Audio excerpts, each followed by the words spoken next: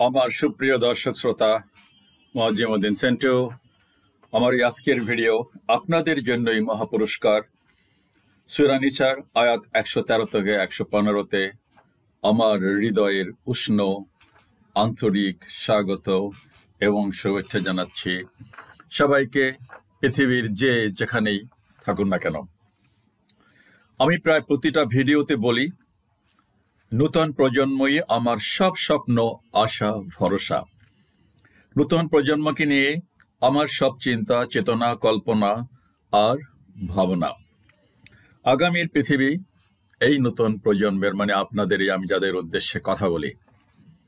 গণে ধরা অর্ধমৃত লক্কর ঝক্কর এই পৃথিবী যদি ফের কখনো ঘুরে দাঁড়ায়, তবে সেটা সম্ভব হবে নূতন প্রজন্মের দ্বারাই। যদি বলছি তার একটা কারণ আছে, আর সেটা হলো এই যে কোরআন কিংবা ইসলামের কথা অনুযায়ী সৃষ্টিকর্তা একটা সময় পৃথিবী নামক এই গ্রহটিকে ধূলিসাৎ করে দিবেন এবং সকল প্রাণী সহ সব কিছু ধ্বংস হয়ে যাবে। এই জন্য কথাটা বলছি যদি। অবশ্যই যদি বলা ঠিক না, কারণ কিয়ামত হবে, এটা ঈমানের কথা, যারা বিশ্বাসী তাদের কথা এটা। সেটাই হবে, শেষ যাবে, পড়ে থাকবে শুধু দুদু মাঠ, আর সেই মাঠের ভিতর থেকে সকল মানুষদেরকে জীবিত করে তুলে এনে একটা বিশাল ময়দানে সমবেত করবেন সবাইকে। সেটাই হবে শেষ বিচারের এজলাস। না কোনো হইহল্লোড়, চিল্লাপাল্লা করার, কারো কোনো স্কোপ কিংবা মিছিল মিটিং করার, মানি না, মানব না, এসব স্লোগান দেবার সুযোগ থাকবে না সেদিন এট অল। বরং সবাই থাকবে নার্ভাস কিংবা আতঙ্কগ্রস্ত, কারণ চোখের পলকে সবার বিচার কাজ সম্পন্ন হয়ে ভাগ্য নির্ধারিত হবে। জেল, ফাঁসি না বেকসুর খালাস কিংবা পুরস্কার, এসব কিছুর ফয়সালা হবে অতি অল্প সময়ের মধ্যে। হ্যাঁ, এমনই বলা হয়েছে কোরআন কিতাবে, আমার বানানো কথা নয় এসব। সেই ময়দানে বিচারকের আসনে আসীন থাকবেন স্বয়ং সৃষ্টিকর্তা, তার অনুগত শত সহস্র কোটি ফেরেশতা, সব নবী রসুলগণ এবং সাধারণ মানুষ। ইলেকট্রনিক গতিতে প্রতিটা মানুষের পার্থিব জীবনের সকল কর্মকাণ্ডের রেকর্ড, আমলনামা কিংবা সিসি ফুটেজ, সব টোটাল পাপ পুণ্যের হিসাব হয়ে যাবে। কেউ তার কোনো অপরাধকে অস্বীকার করলে দেহের অঙ্গ প্রত্যঙ্গেই তখন সব কথা বলবে এবং সাক্ষী দিবে। ঠিক আছে, জবান বন্ধ, হাত বলবে যে হ্যাঁ এটা দেয়া, এটা করছে। আচ্ছা, সাক্ষী দিবে। আমার সকল প্রিয় প্রজন্ম সেদিন সবার সামনে বিজয়ীর বেশে সৃষ্টিকর্তার কাছ থেকে মহামূল্যবান পুরস্কার গ্রহণ করলে আমি সবচেয়ে বেশি খুশি হব। অবশ্য অধম আমার ভাগ্যে কি জুটবে তা আমি জানি না, আর সেটা নিয়ে ততটা ভাবনাও নাই। সৃষ্টিকর্তা যদি জাহান্নামে পাঠিয়ে আমাকে সন্তুষ্ট হন, তবে সেই সন্তুষ্টিতেই আমিও সন্তুষ্ট থাকব। একথা আমি এর আগে বহুবার বলছি, সুতরাং নতুন করে আর বলার কিছু নাই। বরং আমার মনোযোগ সবটাই এখন প্রাণপ্রিয় নতুন প্রজন্মের জন্য। সময়টা আসলে এখন পাগলা হাওয়ার মতো এলোমেলো কিংবা উদাসীন বা বিক্ষিপ্ত হয়ে বয়ে চলছে। মুসলমানের ঘরে জন্ম নিয়ে সুন্দর সুন্দর ইসলামী নামধারী ছেলে মেয়েদেরকে আজকাল ইসলামের বিরুদ্ধে কথা বলতে দেখা যায় এলজিবিটির পক্ষে বাহাস করতে কিংবা সদম্বে নিজেকে নাস্তিক বলে দাবি করতে।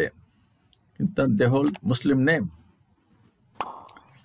Whereas গোটা পশ্চিমা জগতে লাখো তরুণ প্রজন্ম তাদের মনের অশান্তি দূর করতে কিংবা জীবন জিজ্ঞাসার উত্তর খুঁজে পেতে শেষ ভরসা হিসাবে ইসলামকেই বেছে নিচ্ছে এবং ইসলামের সুশীতল ছায়াতলে এসে নিজেদেরকে ধন্য মনে করছে, ফিরে পাচ্ছে জীবনের আসল অর্থ এবং উদ্দেশ্য। হর হামেশা, অহরহ বিখ্যাত, এখানে তো আমার এগুলো বলার স্কোপ নাই, অহরহ এগুলো নামি দামি তারকারা ইসলাম গ্রহণ করতেছে। বিচ্ছেদ, বিরহ, যন্ত্রণা, এই সেই, শেষ পর্যন্ত ইসলামের ছায়াতলে। আচ্ছা, খুঁজে পেতে শেষ ভরসা হিসেবে ইসলামকে বেছে নিচ্ছে জীবনকে আসল অর্থ এবং উদ্দেশ্য। বিষয়টা হলো এমন যে নদীর এপার কহে ছাড়িয়া নিঃশ্বাস, ওপারেতে যত সুখ আমার বিশ্বাস। হ্যাঁ, এটাই হয়। নদীর এপার মনে করে যে ওই পারেই বোধহয় সবচাইতে বেশি সুখ কিংবা শান্তি, ওপারে যত সুখ আমার বিশ্বাস। তবে মানুষ আর নদী তো এক জিনিস নয়। মানুষের বিবেক বুদ্ধি আছে, আছে সত্য মিথ্যা কিংবা সাদা কালোর তফাৎ বোঝার জ্ঞান। তাই সে অনুভব করতে পারে নদীর ওপার আর এপারের ভিতরে তেমন কোনো তফাৎ নাই প্রকৃতিতে, বরং আমি নিজে কেমন কতটা মানিয়ে নিতে পারবো পরিবেশের সাথে, সেটাই বড় কথা। ওটা হলো নদীর কথা আর মানুষের কথা না। খালের এপারে ওপারে আহামরি কোনো ডিফারেন্স থাকে না। আমি নিজে ভালো হলে পৃথিবীর সবখানেই যেখানেই থাকি না কেন মানিয়ে নিতে পারবো, সে আত্মবিশ্বাসটাই বড় কথা। কথাই বলে না, আপ ভালো তো জগৎ ভালো। ভালোর কোনো বিকল্প নাই। সৃষ্টির উষাকাল থেকেই ভালো আর মন্দের একটা লড়াই চলে আসছে। মন্দের পক্ষে আছে অশুভ শক্তি, বিতাড়িত শয়তান, আর ভালোর পক্ষে আছে স্বয়ং সৃষ্টিকর্তা নিজেই। যেসব মানুষ সৃষ্টিকর্তার পক্ষে থাকবে, তার বিধিবিধান মেনে চলবে, তাদের জন্যই থাকবে শেষ বিচারে মহামূল্যবান পুরস্কার। এমন ঘোষণায় তিনি দিয়েছেন তার পবিত্র কোরআনে। এবার দেখা যাক আসলে কি সেই ঘোষণা আর কেমনই সেই পুরস্কার। তাই দেরি না করে শুরু করছি পরম দয়ালু আর নিরতিশয় করুণার আধার মহান আল্লাহর নামে আজকের আলোচনা, সূরা নিসার আয়াত 113 থেকে 115 আলোচনা। 113 আয়াত নম্বর 113। আর তোমার উপর যদি আল্লাহর অনুগ্রহ ও দয়া না থাকতো, তবে তাদের মধ্য থেকে একদল তোমাকে পথভ্রষ্ট তো করেই ফেলেছিল। আল্লাহ বলতেছেন তার নবীকে। তবে তারা তোমার কোনোই ক্ষতি করতে পারবে না, একমাত্র নিজেদেরকে পথভ্রষ্ট করা ছাড়া। Very interesting. আল্লাহ তো তোমাকে জ্ঞান সমৃদ্ধ কোরআন দিয়েছেন এবং বহু বিষয় শিক্ষা দিয়েছেন যা তুমি জানতে না। সর্বোপরি তোমার উপর আল্লাহর অসীম করুণা আর অনুগ্রহ রয়েছে। অনেকগুলো কথা বলা হয়েছে। নিঃসন্দেহে সৃষ্টিকর্তা দয়া করে কাউকে নবী রাসূল মনোনীত না করলে কেউ কি স্বেচ্ছায় তা হতে পারে বা দাবি করে? নবী রাসূল মনোনীত হওয়ার অকাট্য প্রমাণ থাকার পরেও তো বহুজন তাদেরকে স্বীকার করে না এবং নানা বিষয়ে তাদেরকে বিভ্রান্ত করে। কত চ্যালেঞ্জ, কত হত্যা, কত কিছু করার চেষ্টা করে, হত্যা করেও ফেলে। সেসব বিরোধিতা এবং বিভ্রান্তি থেকে মহান সৃষ্টিকর্তাই তার নির্বাচিত নবী রাসূলগণকে সুরক্ষা দেন। এই প্রসঙ্গেই আল্লাহ এই আয়াতে বলেন যে বিশেষ একটি ঘটনায় কিছু মানুষ নবী সাল্লাল্লাহু আলাইহি ওয়াসাল্লামকে ভুল বুঝিয়ে পথভ্রষ্ট প্রায় করেই ফেলেছিল, যা আমাদের জীবনে হর হামেশা ঘটে। ওই বলে না, মিস ইন্টারপ্রিটেশন, আমার কথাকে বিকৃত করছে, আমাকে ইউজ করছে, ইত্যাদি ইত্যাদি। মানে বুঝাইছে উল্টাটা, বলছে একটা, আইসা বুঝাইছে বসের কাছে আরেকটা। এটা তো অহরহই আমরা দেখতে পাই। তবে আল্লাহ তার নবীকে আশ্বস্ত করে বলেন যে তারা যতই চেষ্টা করুক, তোমার কোনো ক্ষতি করতে কিংবা তোমাকে ভুল পথে পরিচালিত করতে পারবে না। এখানে তো আল্লাহর বিষয়, কিন্তু এখানে তো মানুষ যাচাই বাছাই না করে, আর কি কও, আমার এইটা কইছে, দে ওরে, বাদ দিয়ে দে, ওরে বরখাস্ত করে দে, ওরে জেলে পাঠা, ওরে শেষ করে দে, ওরে গুম করে ফেলা। পারবে না। বরং তারা নিজেরাই বিভ্রান্ত হয়ে ভুল পথে পরিচালিত হবে এবং নিজেদের অনিষ্ট ডেকে আনবে। আল্লাহ তার নবীকে আশ্বস্ত করতেছেন। এটাই বাস্তবতা যা আমরা হাল আমলে আমাদের চোখের সামনে আমাদের সমাজেই দেখতে পাই। এরপরেও আল্লাহ বলেন যে তিনি তো তোমাকে মহাজ্ঞানের আধার কোরআন দিয়েছেন এবং বহু বিষয়ে তোমাকে শিক্ষা দিয়েছেন যেসব বিষয়ে তোমার কোনো ধারণাই ছিল না। সবকিছু বলার মানে তুমি কারো দ্বারা মিসগাইডেড হবে না কিংবা কেউ তোমার ক্ষতি করতে পারবে না, কারণ তোমার উপরে রয়েছে আল্লাহর অসীম করুণা এবং অনুগ্রহ। যার উপরে আল্লাহর করুণা অনুগ্রহ থাকে তাকে কি কেউ ক্ষতি করতে পারে? প্রিয় দর্শক শ্রোতা, আমরা প্রায় বলে থাকি রাখে আল্লাহ মারে কে। কথাটা শতভাগ খাঁটি। কাউকে যদি মহান সৃষ্টিকর্তা স্বয়ং রক্ষা করতে চান, তবে কোনো না কোনোভাবে সে বেঁচে যাবে, যাকে আমরা অলৌকিকভাবে বেঁচে যাওয়া বলে থাকি। আমরা যারা বিশ্বাসী তারা সদা সর্বদা মহান আল্লাহর উপর সবকিছুর জন্য বিশ্বাস আর ভরসা রাখবো। এটাই ইমানের দাবি। যে কেউ সৎপথে থাকলে এবং বিপদে আপদে আল্লাহর সাহায্য কামনা করলে অবশ্যই সে রহমত বরকতে সিক্ত হবেই। এই যে অধম আমি আপনাদের সামনে কথা বলছি, আমার তো টিকে থাকারই কথা ছিল না, বাট তারপরেও তো টিকে আছি আলহামদুলিল্লাহ। সবটাই মহান আল্লাহর অসীম রহমত আর বরকতে। সবশেষে এই যে অন্তিম ইচ্ছা ইউটিউবে কথা বলা,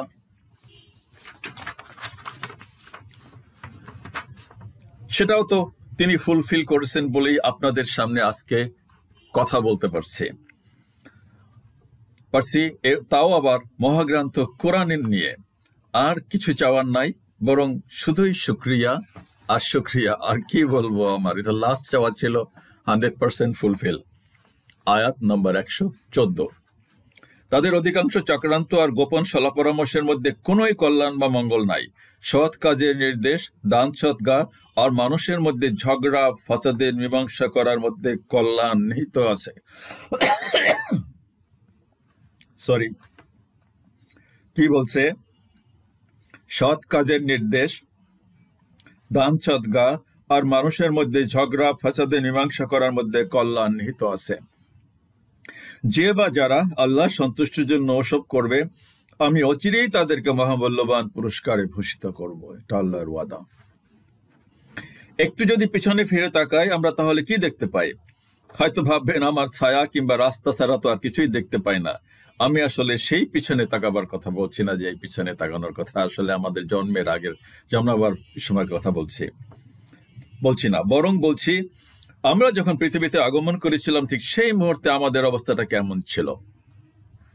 সদ্য ভূমিষ্ঠ হওয়া কোনো শিশুকে আপনারা কেউ দেখেছেন? না, আমাদের সবার সে সুযোগ হয় না বা হবার নয়। ডাক্তার, নার্স কিংবা ধাত্রীবিদ্যায় পারদর্শীরাই সাধারণত নবজাতকের চেহারা দেখে থাকে সবার আগে। বড় অসহায় অবস্থায় আমরা পৃথিবীতে আগমন করি। শিশু কিশোর বয়সে কেউ কুচক্রী, ষড়যন্ত্রকারী কিংবা মুনাফেক হয় না, টুকটাক মিথ্যা বানোয়াট কথাবার্তা বললেও। ছোট বয়সে নাবালক শিশু কখনোই চক্রান্ত করতে পারে না, করে না, রেয়ার। আচ্ছা, কথাবার্তা বললেও সেই সরল সোজা শিশু কিশোর আমরাই একটা সময় হয়ে উঠি ভয়ঙ্কর দুর্দর্শ, ক্যাডার, সন্ত্রাসী, খনি, চোর, ডাকাত ইত্যাদি। নাকি কথা কি মিথ্যা? বিপরীত হই, তাতে কোনো সন্দেহ নাই। বাট আলোচ্য আয়াতের চক্রান্ত আর গোপন সলাবর্ষের মতো কথা বলা হয়েছে বলেই আমি এই দিকে সবার দৃষ্টি আকর্ষণ করছি। আগের আয়াতে একদল চক্রান্তকারী কিংবা ষড়যন্ত্রকারীর বিষয় বলা হয়েছে, যারা নবী মুহাম্মদ সাল্লাল্লাহু আলাইহি সাল্লামকে বিপদগামী বা বিভ্রান্ত করেই ফেলেছিল প্রায়, বাট আল্লাহ তাকে রক্ষা করেছেন। তার সূত্র ধরেই এই আয়াতে ফের আল্লাহ বলেন যে চক্রান্ত ষড়যন্ত্র করুক না কেন, আখেরে সেসবে কোনো লাভ বা কল্যাণ নাই। ঠিক আজকের এই দিনে আমাদের দেশের পরিস্থিতির বিচার বিশ্লেষণ করলে কি দেখতে পাই আমরা? যুগ যুগের সকল চক্রান্ত, ষড়যন্ত্র, দুরভিসন্ধি সবকিছু ধূলিসাৎ হয়ে নিদারুণ লজ্জাজনক এক পরিস্থিতিতে নিপতিত হতে হয়েছে বহু মানুষকে। কিন্তু তারাও তো একসময় চরম অসহায়, নিষ্পাপ, নিরপরাধ অবস্থায় পৃথিবীতে আগমন করেছিল। কারা আজকে বিপদগ্রস্ত, কারা দৌড়ের উপরে আছে, আবার কিছু বছর আগে অন্যরা দৌড়ের উপরে ছিল। পালা বদল হচ্ছে আর কি, এই জায়গা থেকে ওই জায়গা, ওই জায়গা থেকে ইদার কামাল উদার। আগমন করে কি লাভ হলো? সব রকমের জুলুম, নির্যাতন, অন্যায়, অবিচার, চক্রান্ত, ষড়যন্ত্র, গোপন সলা পরামর্শ করে আল্লাহ সেই কথাই মানুষকে স্মরণ করিয়ে দিচ্ছেন যে মানুষের অধিকাংশ চক্রান্ত আর গোপন সলা পরামর্শের মধ্যে কোনো কল্যাণ বা মঙ্গল নাই। চোখের সামনে আমি বলতেছি, নতুন প্রজন্ম আপনারা তো দেখতেই পাচ্ছেন, এই বিগত এই 6 মাসের ঘটনার কথাই আমি শুধু বলছি।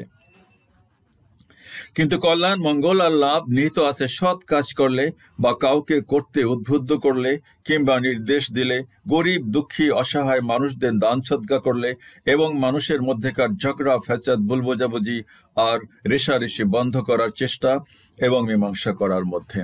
আমি বারবার বলি, আমরা সিঙ্গাপুর হতে পারি না, আমরা সুইজারল্যান্ড হতে পারি না? আমাদের কি কোনো অভাব ছিল? অভাব ছিল তার মানে তো সরকারের কাছে তো পেটে ভাত চাই নাই কেউ যে আমাদেরকে ভাত দেয়।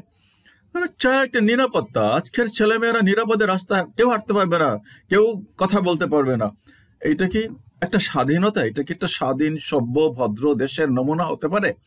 কথায় কথায় হাজারটা মামলা, কথায় কথায় গায়েব, কথায় কথায় মারপিট, ভাঙচুর।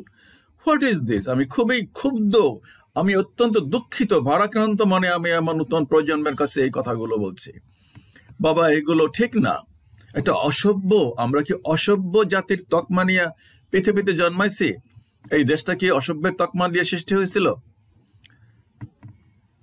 কেউ বাদ চায় না সরকারের কাছে, কখনোই চাই না। আমি তো স্বাধীনতা বলছি, আমি তার স্বাধীনতার সময় তো আমি ম্যাচিউরড। 3-4টা কাজের কথা এখানে বলা হয়েছে, যেমন সৎ কাজের নির্দেশ, দান সদকা আর মানুষের মধ্যে ঝগড়া ফ্যাসাদ মীমাংসা করা। চলমান দেশের রাজনৈতিক পরিস্থিতি, বিগত 50 বছরের অবস্থা বিবেচনায় নিলে অন্তত আমি আমার মনের আয়নায় দেখতে পাই এই দেশের একটা মানুষও সমাজের অশান্তি, হিংসা, বিদ্বেষ, বিভাজন বন্ধ করার চিন্তা তো করেই নাই, বরং কে কাকে কিভাবে দমন পীড়ন আর নিশ্চিহ্ন করবে সেই চক্রান্ত আর ষড়যন্ত্রই দিন রাত সবাই করত। এটা অমুকদের চক্রান্ত, এটা বাতাসের চক্রান্ত, এটা মাটির চক্রান্ত, এটা বাতাসের চক্রান্ত, এটা আকাশের চক্রান্ত, সবকিছু খালি চক্রান্ত চক্রান্ত চক্রান্ত। আর সেই চক্রান্তের ফল কেউ তো সহি সালামতে বিদায় নিতে পারে নাই। কি লাভ? What's the end benefit?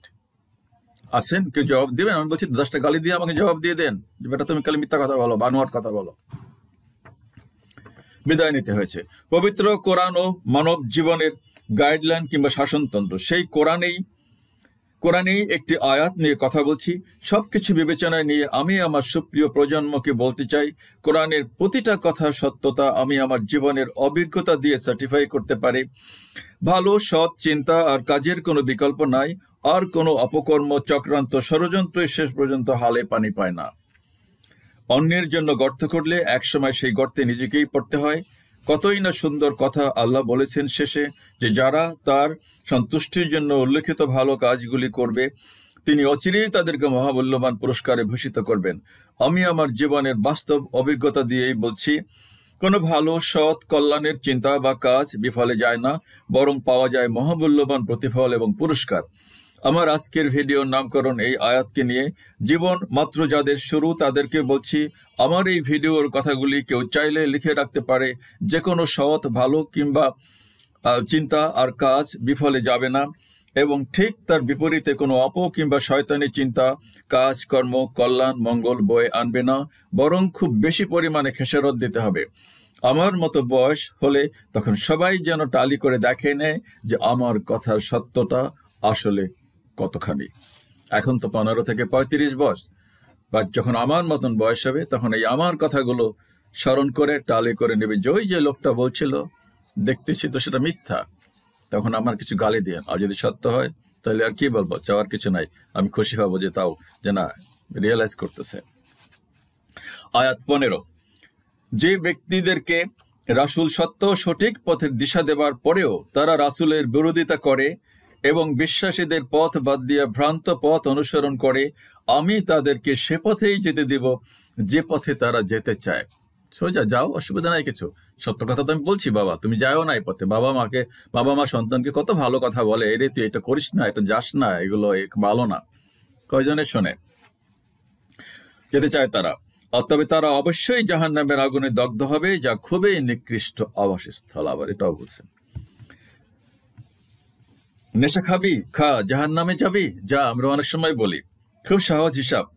কেউ কারো অপকর্মের ভাগ নেবে না, কিংবা দায়ভার অন্যের ঘাড়েও বর্তানো যাবে না। যতটা পানিতে নামবা ঠিক ততটাই ভিজবা, এটাই বাস্তবতা। বহু ছেলে মেয়ে বাবা মায়ের কথা শোনে না, উচ্ছৃঙ্খল জীবনযাপন করে এবং একসময় চিরতরে অকালে হারিয়ে যায় নর্দমায় কিংবা আবর্জনায়। সচক্ষে দেখছি। এই কথাগুলি হয়তো নতুন প্রজন্ম বিশ্বাস করতে চাইবে না, কারণ তারা আসলে বয়সের কারণে নিজের চারিপাশের খবরাখবর ততটা রাখার প্রয়োজন বোধ করে না, কিংবা সময় সুযোগও থাকে না, কারণ রঙিন চোখ আর মনে সবকিছু থাকে নতুন, রঙিন, বর্ণিল, স্বপ্নময়। থাকাটাই স্বাভাবিক, যা আমি সবসময় বলে থাকি, কারণ আমি নিজেও তো ওই সময়ের ভিতর দিয়ে আজকের এই অবস্থায় আসছি। কিন্তু এখন তথ্য প্রযুক্তির জামানায় হাতের মুঠায় সব খবরাখবর পাওয়া যায়। তাই আমি বলবো, একটু খোঁজ নিতে চারিপাশে কি রটে আর ঘটে তার প্রতি। এত সামাজিক, নৈতিক, ধর্মীয়, মানবিক অবক্ষয়, অবনতি আসলে এই নিকট অতীতে ছিল না। আমার ছোটবেলার কথা আমি প্রায় বলি, ছিল না। আমি বলবো, একটু খোঁজ নিতে চারিপাশে কি রটে আর ঘটে তার প্রতি। আচ্ছা, এটা নিকট অতীতেও ছিল না।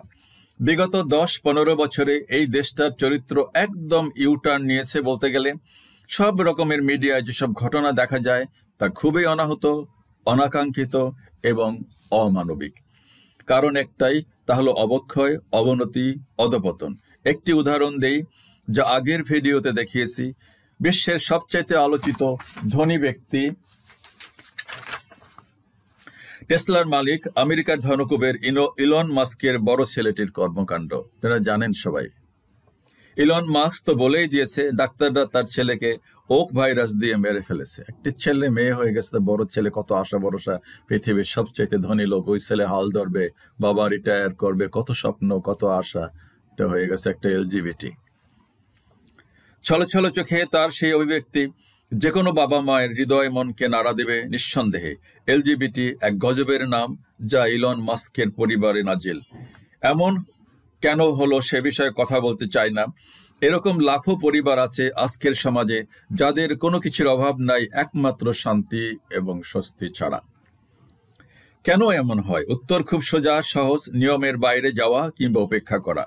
একদম সিম্পল ভাষায় আল্লাহ বলেন, যেসব ব্যক্তিদেরকে রাসূল সত্য ও